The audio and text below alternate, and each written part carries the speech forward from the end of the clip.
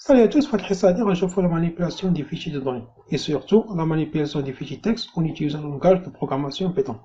Dans ce cours, on va voir introduction sur la notion de fichier. Deuxième point, on va voir la définition d'un fichier et quels sont les types de fichiers qui existent. Troisième point, on va voir les opérations sur les fichiers, les opérations appliquées sur les fichiers. Quatrième point, on va voir le parcours du contenu de fichier, c'est-à-dire comment afficher le contenu de fichier en utilisant une boucle, soit la boucle while ou bien la boucle for. Cinquième point, on va voir un TD ou bien un exercice sur la manipulation des fichiers texte en utilisant le langage de programmation Python. On commence par l'introduction. Jusqu'à présent, tous les programmes que nous avons écrits travaillons sur des données qui étaient saisies à partir de clavier et stockées en mémoire centrale, c'est la mémoire RAM. Par exemple, on a déjà utilisé les variables. Donc, on a une variable ou la carte mémoire qui stocke l'information de manière temporelle. Soit qu'on a une variable ou bien une structure de données, les listes ou bien les ensembles ou bien les dictionnaires.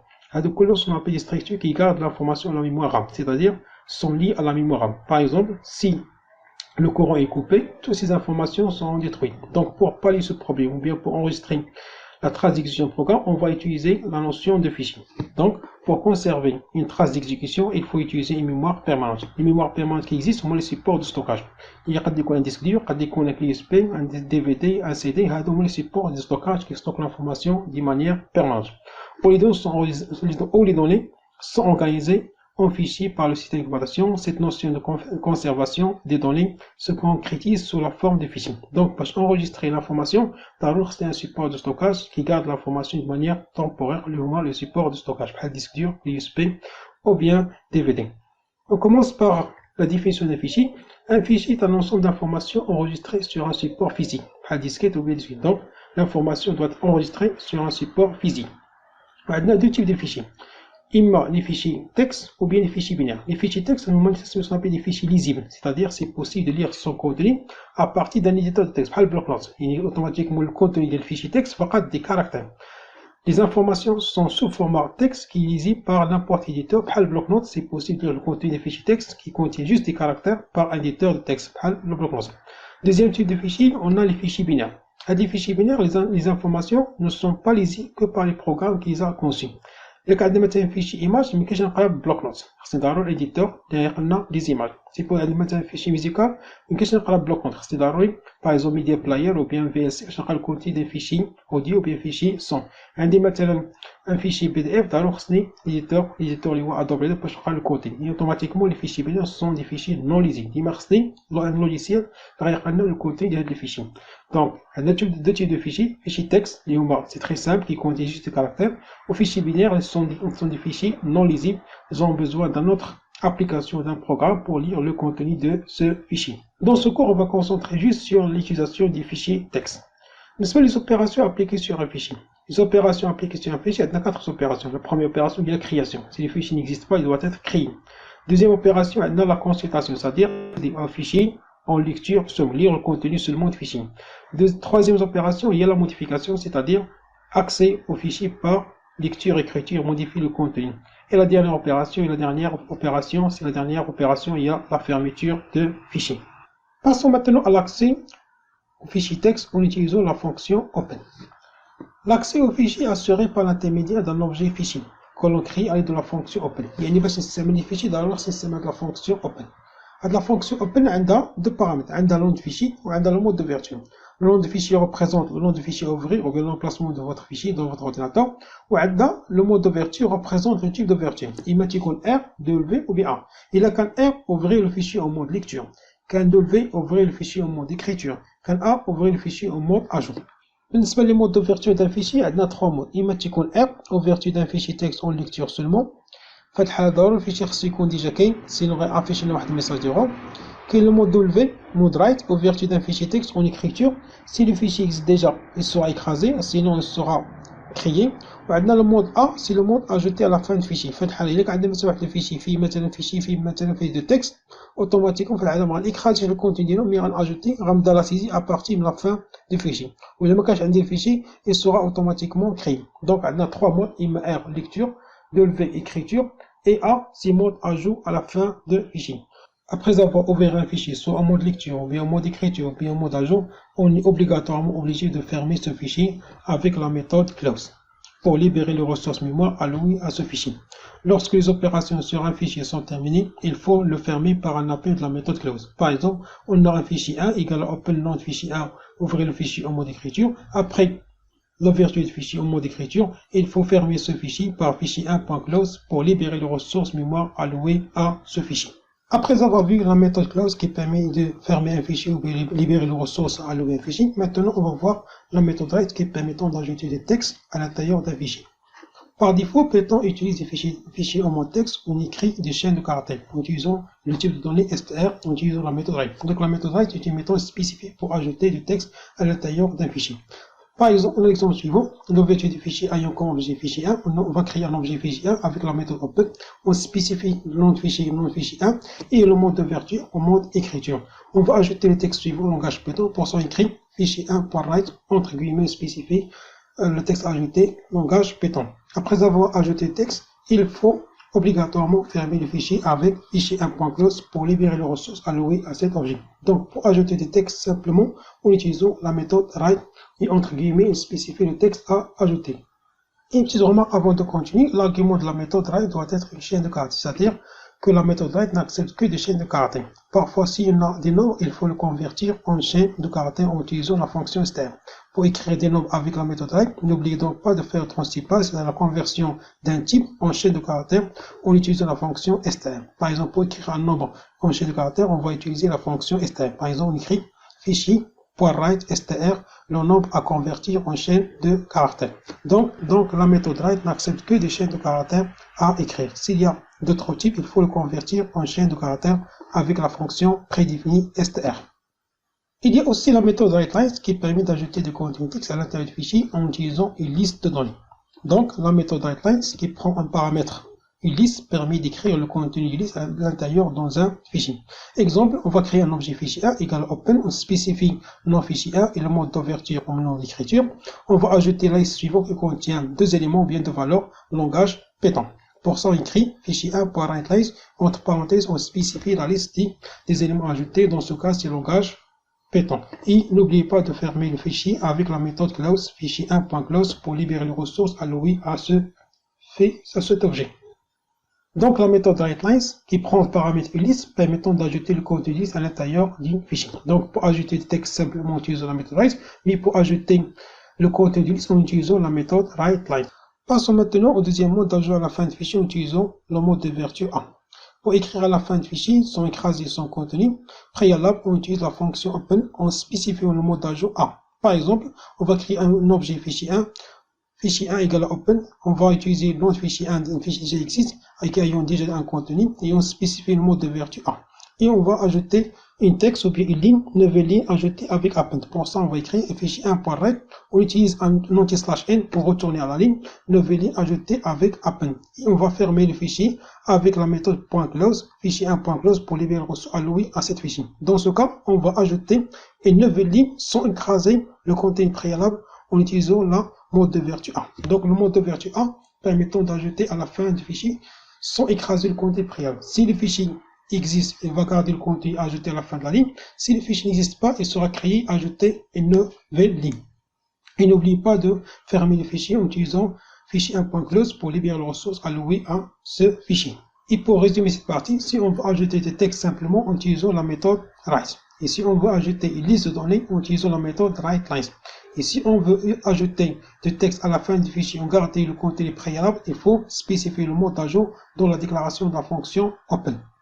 Après avoir vu le mode d'écriture dans un fichier en utilisant le paramètre v et le mode d'ajout de la fin du fichier en utilisant le paramètre append, maintenant on passe au troisième mode qui permet de lire le contenu du fichier en utilisant le paramètre r. Donc pour lire le contenu d'un fichier, il existe trois façons, bien trois modes pour lire le contenu d'un fichier. La première méthode, lire l'intégralité d'un fichier, c'est-à-dire récupérer le tout ou bien le contenu du fichier dans un chaîne de caractères. Lire le fichier ligne par ligne, c'est la deuxième méthode. Et la troisième méthode, lire le fichier caractère par caractère en utilisant une méthode qui permet de spécifier le nombre de caractères à lire à chaque fois ou bien à chaque appel à cette fonction. On commence par la première méthode, lire l'intégralité du fichier. Pour ça, on va utiliser la méthode prédéfinie let. la méthode read, son paramètre permet de lire l'intégralité du contenu du fichier et renvoyer une chaîne de caractères. C'est-à-dire, pour lire l'intégralité du fichier ou bien tout un fichier, on va utiliser la méthode read et cette méthode va renvoyer le contenu sous format d'une chaîne de caractères. Dans ce cas, il faut utiliser une chaîne de caractères pour stopper le résultat. Par exemple, on va créer un objet de ce fichier f égale à open, on spécifie le nom du fichier text1.txt. Dans ce cas, le fichier text1.txt doit déjà exister avant, sinon on va afficher un message erreur. Et on spécifie le mode d'accès en lecture avec le paramètre R. On va appeler la fonction ou bien la méthode prédéfinie read, f.read. Dans ce cas, read va renvoyer le contenu et stocker le contenu dans une variable appelée contenu, afficher le contenu, ceci est la ligne 1, ceci est la ligne 10, c'est-à-dire le contenu du fichier, et n'oubliez pas de fermer le fichier avec la méthode close pour libérer les ressources allouées à cet objet f. Donc pour lire l'intégralité du fichier, on va utiliser la méthode read, son paramètre qui va envoyer le tout dans une chaîne de caractères. Et pour lire le contenu d'un fichier ligne par ligne, on va utiliser la méthode prédéfinie readline. La méthode readline permet de lire une ligne à la fois et renvoyer une chaîne de caractères à partir de la position courante. Si la fin est atteinte, il renvoie une chaîne vide, c'est-à-dire que la méthode readline permettant de lire la ligne courante et passer à la ligne suivante. Et lorsqu'elle atteint la fin de la fichier, il renvoie une chaîne vide.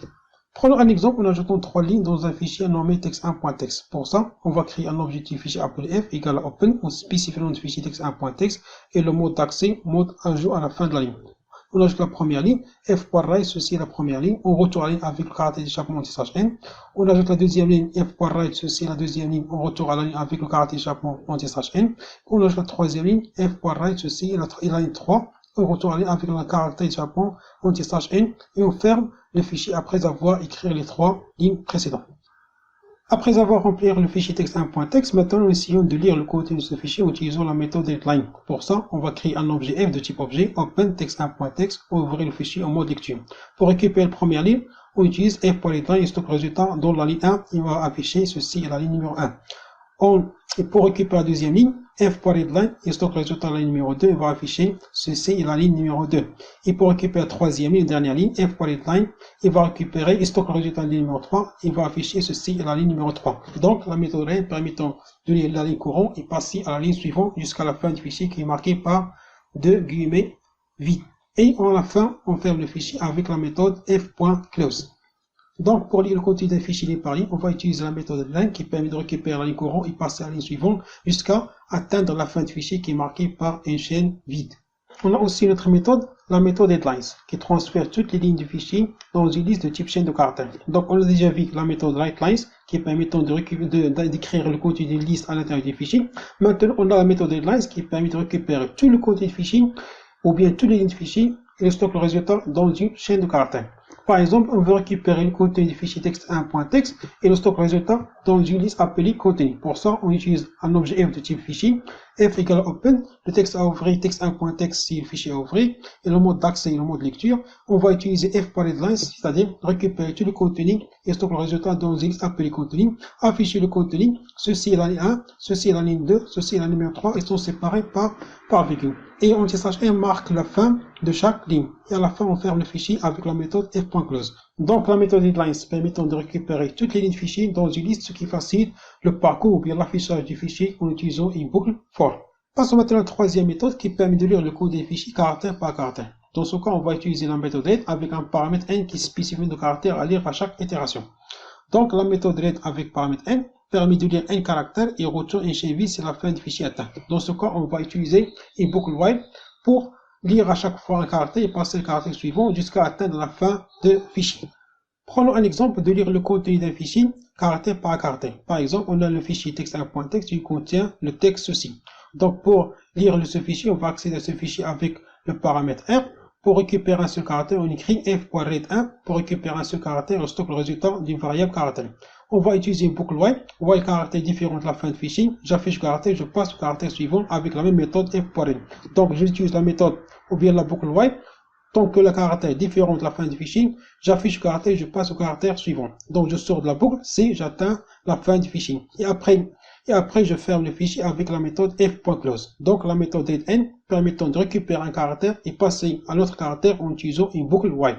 Maintenant, on va voir comment afficher ou bien comment parcourir le contenu d'un fichier en utilisant une boucle, soit la boucle while ou bien la boucle for, parce que les objets fichiers sont des objets itérables. c'est-à-dire qu'on peut extraire les éléments un à un en utilisant une boucle for ou bien une boucle while pour afficher leur contenu. Prenons l'exemple 1 qui permet d'afficher le contenu des fichiers nommé text1.txt en utilisant la boucle for. Pour ça, on va créer un objet de type fichier en utilisant la fonction open qui prend en paramètre un fichier nommé text1.txt. On accède ce fichier en mode lecture et on va faire une boucle qui parcourir sur l'objet de type fichier for line in f, afficher la ligne correspondante. Il va afficher le contenu du fichier et on se termine par la fermeture du fichier en utilisant la méthode f.close. Prenons un exemple qui permet d'afficher le contenu du fichier en utilisant la méthode headline et la boucle while. Pour ça, on va créer un objet de type fichier avec la fonction open qui prend en paramètre un fichier nommé text1.txt et l'accès se fait en lecture. Donc, on va récupérer la première ligne avec la méthode headline. Pour ça, on crée contenu reçoit f par headline pour récupérer la première ligne. On utilise une boucle while. Tant que le contenu est différent de la fin de fichier, c'est-à-dire qui est marqué par un HV, on affiche le fichier, on passe à la suivante par l'instruction contenu reçoit f.return. On répète le programme tant que le contenu est différent de la fin du fichier. Et à chaque fois, on affiche le fichier, on affiche la ligne courante et passe à la ligne suivante jusqu'à atteindre la fin du fichier qui est marqué par une chaîne vide. Et on ferme le fichier par la méthode f.close. Et prenons maintenant un exemple qui permet de récupérer le contenu du fichier sous format de liste en utilisant la méthode headlines et la boucle for. Pour ça, on va créer un objet de type fichier avec la fonction open qui prend en paramètre un fichier nommé text1.txt en accès en mode lecture. On va récupérer le contenu du fichier sous format de liste en utilisant la méthode f.headlines. Il stocke le contenu dans une liste nommée contenu. Et on va parcourir notre liste d'une manière simple for line in contenu, plein-til pour afficher la ligne courante et passer à la ligne suivante. Et on ferme le fichier avec la méthode f.close. Et pour terminer notre cours, voilà liste d'application. Écrire un programme Python qui permet de lire le nom, le prénom, la classe et la note de TS de 5 étudiants. Et ils ont enregistré dans un fichier texte nommé note.txt dans le répertoire courant. La deuxième question, écrire un programme Python qui permet d'afficher le contenu du fichier note.txt selon la forme ci-dessous. Notre cours est terminé et j'espère que vous avez compris. Vous retrouvez dans la description de la vidéo un TD à faire et merci de votre attention.